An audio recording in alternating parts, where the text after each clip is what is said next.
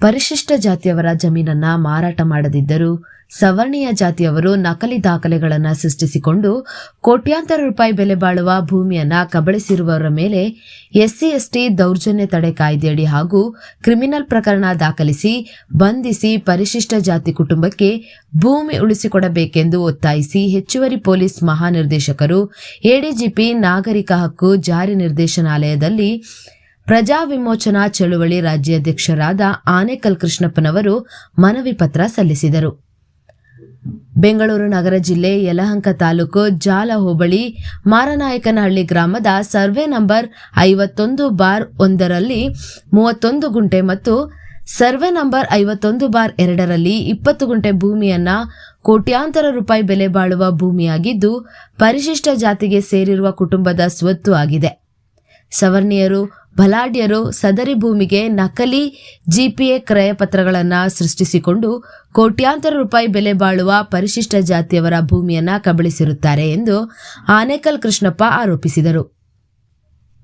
ಯಾರು ನಕಲಿ ದಾಖಲೆ ಸೃಷ್ಟಿಸಿ ಪರಿಶಿಷ್ಟ ಜಾತಿಯವರ ಮೇಲೆ ದೌರ್ಜನ್ಯ ಎಸಗುತ್ತಿದ್ದಾರೋ ಅವರ ಮೇಲೆ ಎಸ್ಸಿ ಎಸ್ಟಿ ದೌರ್ಜನ್ಯ ತಡೆ ಕಾಯ್ದೆಯಡಿ ಹಾಗೂ ಕ್ರಿಮಿನಲ್ ಪ್ರಕರಣ ದಾಖಲಿಸಿ ಬಂಧಿಸಿ ಪರಿಶಿಷ್ಟ ಜಾತಿಯವರ ಕುಟುಂಬಕ್ಕೆ ನ್ಯಾಯ ದೊರಕಿಸಿಕೊಡಬೇಕೆಂದು ಮನವಿ ಪತ್ರ ಸಲ್ಲಿಸಲಾಯಿತು. ಇವತ್ತು ಪ್ರಜಾ ವಿಮೋಚನಾ ಚಳವಳಿಯಿಂದ ಸುಮಾರು 100 ಕಾರ್ಯಕರ್ತಕ್ಕಿಂತ ಹೆಚ್ಚು ಕಾರ್ಯಕರ್ತರು ಬಂದು ನಾಗರಿಕ ಹಕ್ಕು ಜಾರಿ ನಿರ್ದೇಶನಾಲಯ ಎಡಿಜಿಪಿ ಅವ್ರನ್ನ ಭೇಟಿ ಮಾಡೋಕ್ಕೆ ಬಂದಿದ್ದೇವೆ. ಪ್ರಮುಖ ವಿಚಾರ ಏನಂದರೆ ಯಲಹಂಕ ತಾಲೂಕಿಗೆ ಸಂಬಂಧಪಟ್ಟಂಗೆ ಸರ್ವೆ ನಂಬರ್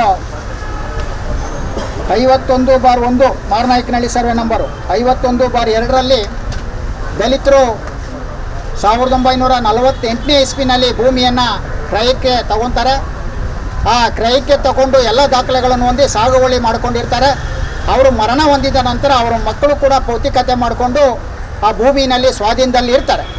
ಆ ಮಗ ಸತ್ತೋದ ನಂತರ ಅವರ ಇತರೆ ಮಕ್ಕಳು ಮೊಮ್ಮಕ್ಕಳು ಅವರು ಹೊಂದಾಣಿಕೆ ಇಲ್ದಿರ ಖಾತೆ ಮಾಡ್ಕೊಳಕ್ಕಾಗಿಲ್ಲ, ಪೌತಿಕತೆನ ಭೂಮಿಯಲ್ಲಿ ಇರ್ತಾರೆ. ಈ ಒಂದು ಸಂದರ್ಭದಲ್ಲಿ ಸವರ್ಣೀಯ ಸಮುದಾಯಕ್ಕೆ ಸೇರಿರ್ತಕ್ಕಂಥವರು ಇವರ ಅನಕ್ಷರತೆ ಮತ್ತು ಬಡತನ ಮತ್ತು ವ್ಯಾವಹಾರಿಕ ಜ್ಞಾನ ಇಲ್ಲದೆ ಇರತಕ್ಕಂಥದನ್ನು ದುರುಪಯೋಗ ಮಾಡಿ ಒಂದು GPAನ ಸೃಷ್ಟಿ ಮಾಡಿ ಆ GPA ಕೂಡ ರಿಜಿಸ್ಟರ್ ಆಗಿಲ್ಲ. ನನಗೆ GPA ಆಗಿದೆ, GPA ಕೊಟ್ಟಿದ್ದಾರೆ ದಲಿತ ಸಮುದಾಯದವರು ಅಂತ ಹೇಳಿ ಸುಳ್ಳು ನಕಲಿ ದಾಖಲೆಯನ್ನು ಸೃಷ್ಟಿ ಮಾಡಿ ಅವರು YM ರಾಮಚಂದ್ರ ಮೂರ್ತಿಗೆ YM ಶ್ರೀನಿವಾಸ ಮೂರ್ತಿಗೆ ಮಾರ್ತಾರೆ.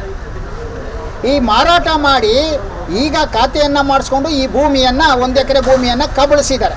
ಹಂಗಾಗಿ ಈಗ ಏನು ನಾವು ADGP ಅವರಿಗೆ ಕೊಟ್ಟಿದ್ದೀವಿ, ವಿಶೇಷವಾಗಿ ಏಪ್ರಿಲ್ 14 ಈ ವರ್ಷದ 2024ನೇ ಇಸ್ವಿನಲ್ಲಿ ಈ ರಾಜ್ಯದ ಮುಖ್ಯಮಂತ್ರಿಗಳು ಸುಮಾರು 20 ವರ್ಷಗಳ ಹೋರಾಟಗಳಿಂದ ನಾವು ಮಾಡ್ಕೊಂಬಂದಿದ್ದೀವಿ. CRE ಸೆಲ್ಲು ಏನಿದೆ, DCRE ನಾಗರಿಕ ಹಕ್ಕು ಜಾರಿ ನಿರ್ದೇಶನಾಲಯಕ್ಕೆ ನೀವು ಠಾಣಾ ಸ್ಥಾನವನ್ನು ಕೊಡಬೇಕು, FIR ಹಾಕುವಂಥ ಅಧಿಕಾರವನ್ನು ಕೊಡಬೇಕು. ಅರೆಸ್ಟ್ ಮಾಡೋದಿರ್ಬೋದು, FIR ಹಾಕೋದಿರ್ಬೋದು, ದಲಿತರಿಗೆ ಸಂಬಂಧಪಟ್ಟಿರ್ತಕ್ಕಂಥದ್ದನ್ನು ಹೋರಾಟ ಮಾಡಿಕೊಂಡು ಬಂದಿರತಕ್ಕಂಥ ಸಂದರ್ಭದಲ್ಲಿ ಏಪ್ರಿಲ್ 14 ಬಾಬಾ ಸಾಹೇಬ್ ಅಂಬೇಡ್ಕರ್ ಅವರ ಬರ್ತ್ಡೇ ದಿವಸ ಈ ರಾಜ್ಯದ ಮುಖ್ಯಮಂತ್ರಿಗಳು ಒಂದು ಆದೇಶವನ್ನು ಮಾಡಿ ಆವತ್ತು ಆದೇಶ ಮಾಡ್ತಾರೆ. ಇವತ್ತು ಏನು ದಲಿತರಿಗೆ ಸಂಬಂಧಪಟ್ಟಂಗೆ ಪೊಲೀಸ್ ಠಾಣಾ ಅಧಿಕಾರವನ್ನು ಕೊಟ್ಟಿದ್ದಾರೆ.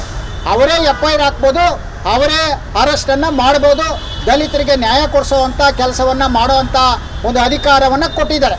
ಈ 2 ಠಾಣೆಯನ್ನು ಮಾಡಿದ್ದಾರೆ. ಈಗಾಗಲೇ ಬೆಂಗಳೂರಲ್ಲಿ ಏನು ಶಾಂತಿನಗರದಲ್ಲಿರ್ತಕ್ಕಂಥ ಬಸ್ ಸ್ಟಾಪ್ ಏನಿದೆ ಅಲ್ಲಿ 4ನೇ ಫ್ಲೋರಲ್ಲಿ ಇದೆ, 2 ಠಾಣೆಗಳಿದೆ ಬೆಂಗಳೂರು ನಗರ ಮತ್ತು ಗ್ರಾಮಾಂತರ ಜಿಲ್ಲೆಗೆ.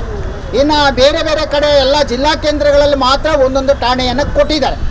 ಈಗ ತಕ್ಷಣ ಈಗ ಅಲ್ಲಿ SP ಅವ್ರಿಗೂ ಕೊಟ್ಟಿದ್ದೀವಿ ನಾವು.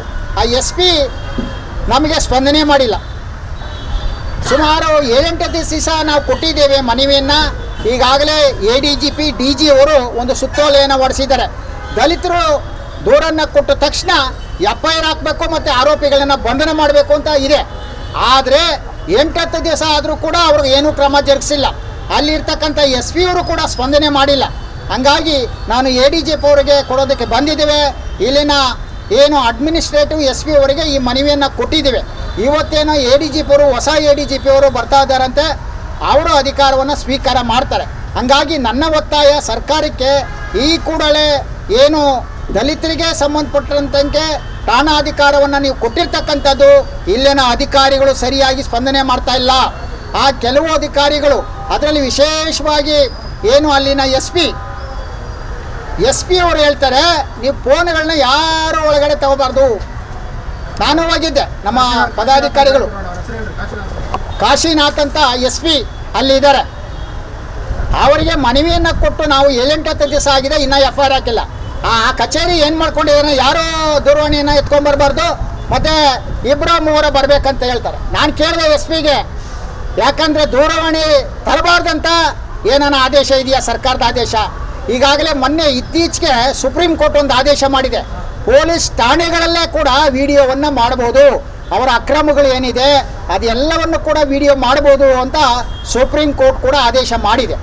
ಈಗಾಗಲೇ ಅದನ್ನು ಹೇಳಿದ್ಮೇಲೆ ನನ್ನ ಮಾತಾಡಿಲ್ಲ, ಅವರು ದೂರವಾಣಿ ನಾನು ಎತ್ಕೊಂಡೋಗಿ ಮಾತಾಡ್ಕೊಂಬಂದೆ, ಆದರೆ ಅವರು ದಲಿತರ ಪರವಾಗಿಲ್ಲ, ವಿರುದ್ಧವಾಗಿದ್ದಾರೆ. ಹಂಗಾಗಿ ಅವ್ರ ಮೇಲೆ ಕೂಡ ಕ್ರಮ ಜರುಗಿಸಬೇಕು ಅನ್ನೋ ಒಂದು ಒತ್ತಾಯವನ್ನು ಮಾಡ್ತಾನೆ. ಮತ್ತು ಇನ್ನೊಂದು 2 ದಿನಗಳಲ್ಲಿ ಈ ರಾಜ್ಯದ ಗೃಹ ಸಚಿವರನ್ನ ಕೂಡ ಭೇಟಿ ಮಾಡಿ ಅವ್ರಿಗೂ ಕೂಡ ಮನವಿಯನ್ನು ಸಲ್ಲಿಸ್ತೇವೆ. ಯಾರು ಆರೋಪಿಗಳಿದ್ದಾರೆ, ಈ ಆರೋಪಿಗಳನ್ನು ಕೂಡಲೇ FIR ಹಾಕಿ ಬಂಧಿಸಬೇಕು, ಮತ್ತು ದಲಿತರಿಗೆ ಆ ಭೂಮಿಯನ್ನು ಉಳಿಸ್ಕೊಡ್ಬೇಕು ಅನ್ನೋ ಒಂದು ಒತ್ತಾಯವನ್ನು ಸರ್ಕಾರ ಮತ್ತು ಏನು ಇಲ್ಲಿ ನಾಗರಿಕ ಹಕ್ಕು ಜಾರಿ ನಿರ್ದೇಶನಾಲಯ ಏನಿದೆ ಅಧಿಕಾರಿಗಳಿಗೆ ಒತ್ತಾಯವನ್ನು ಈ ಸಂದರ್ಭದಲ್ಲಿ ಮಾಡ್ತೇನೆ.